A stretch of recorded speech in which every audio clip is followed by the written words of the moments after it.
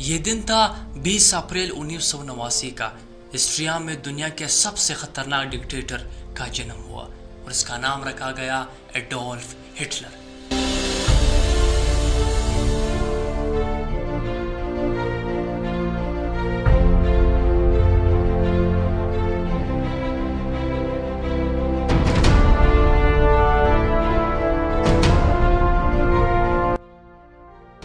जी हाँ असासे ग्रामी, आज हम एडोल्फ हिटलर के बारे में उन ज़रूरी मालूमात जानने की कोशिश करेंगे कि एडोल्फ हिटलर था कौन, क्यों उसने 60 लाख यहूदियों को लुक़मा अजल बना दिया, आखिर क्यों उसने तारीख रकम कर दी।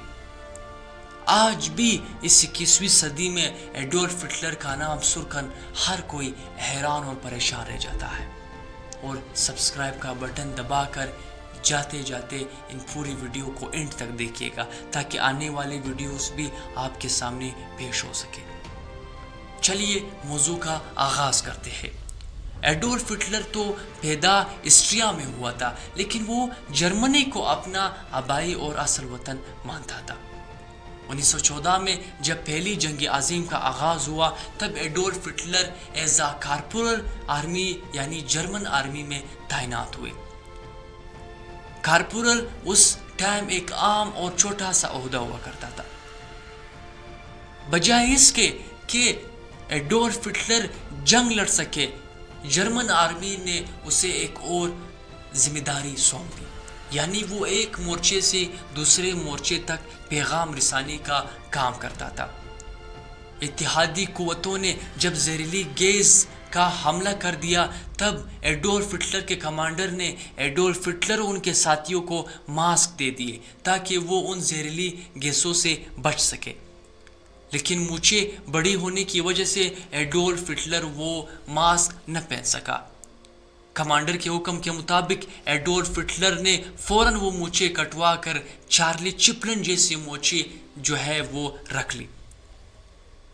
मास्क पहनने के बावजूद एडोल्फ हिटलर उस जहरीली गैस से मुतासिर हुआ जिसका असर सीधा उनकी आंखों पर हुआ।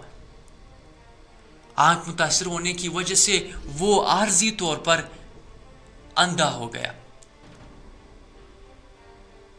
जब उनको अस्पताल में एडमिट कर दिया तब उसी टाइम जर्मनी को एक सख्त शिकस्त हुई और इत्तेहादी कुव्वतों यानी बरतानिया, फ्रांस और अमेरिका ने जर्मनी को टुकड़ों टुकड़ों में तकसीम कर दिया।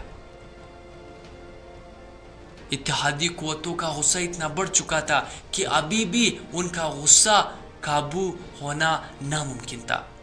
इसके बाद भी उन्होंने एक ऐलान किया कि इस जंग में इत्तेहादी कुव्वतों को जो नुकसान हुआ है माशी तौर पर, यानी अमेरिका, फ्रांस और बरतानिया को माशी तौर पर इस जंग में जो नुकसान हुआ है उनको नुकसान देने वाला भी जर्मनी होगा, यानी जर्मनी के लोग ही उनको इस माशी नुकसान के पैसे देंगे। इस माशी नुकसान की कीमत तकरीबन 1 लाख टन सोने जैसा बनता था। इस शिकस्त के बाद भी आखिर क्यों एडोल्फ हिटलर यहूदियों का सख्त दुश्मन था। एडोल्फ हिटलर जो कि तारीख से वाकिफ बनता था, उनको ये पता था कि हमारे पैगंबरों पर बदअहदी करने वाले भी यही यहूदी थे, और चूंकि ईसाईयत की बिना पर उनको इस चीज़ की भी खबर थी कि इसा अलैहिस्सलाम की फांसी में भी यहूदियों के उलमा का एक ख़ास किरदार शामिल है। इस नफ़रत ने इतना शिद्दत इख्तियार किया था कि एडोल्फ हिटलर को ओहदा मिलते ही उन्होंने 30,000 यहूदियों को जेल में कैद कर दिया।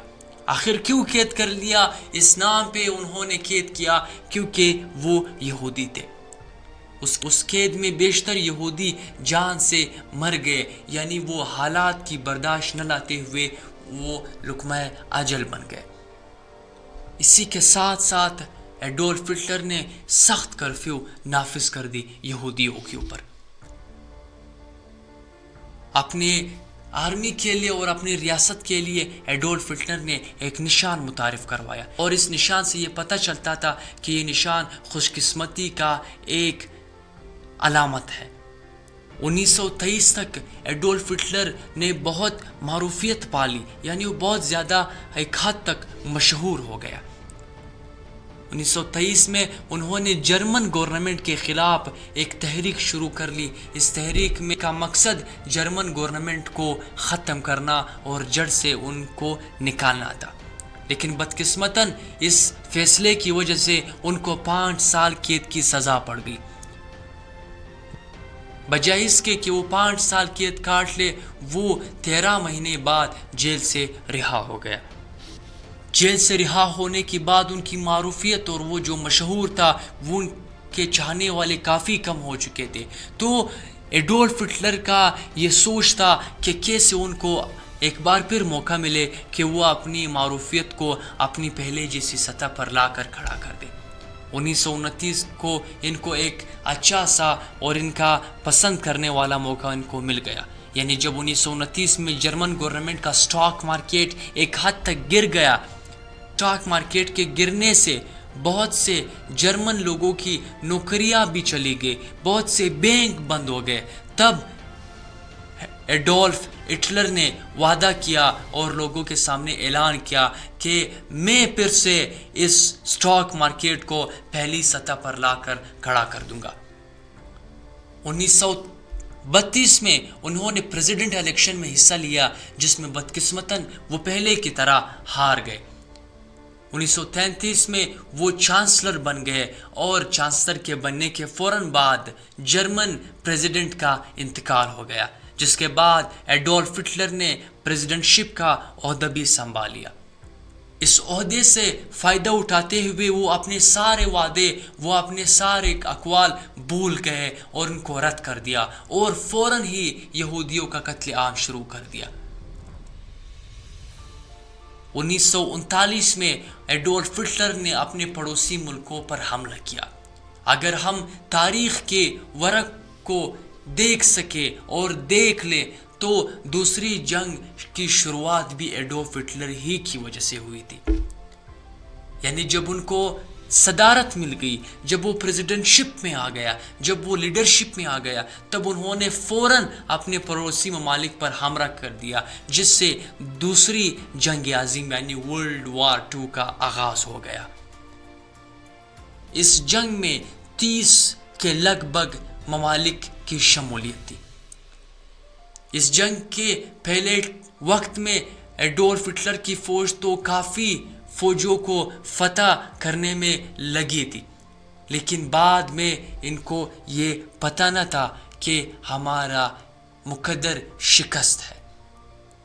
29 اپریل 1945 کو جب ایڈولف ہٹلر نے ایوا براؤن نامی لڑکی سے تیسری شادی کر لی، اور جب شادی کے تیسرے دن انہیں پتہ چلا کہ ایڈولف ہٹلر ہار چکے ہیں، اور جب اتحادی قوتوں کے فوج ایڈولف ہٹلر کے پاس پہنچ رہی تھی، تب اسی ٹائم ایڈولف ہٹلر نے اپنے ساتھ ساتھ اپنے کتے اور اپنی تیسری بیوی کو جان سے مار کر ہلاک کر دیا گیا۔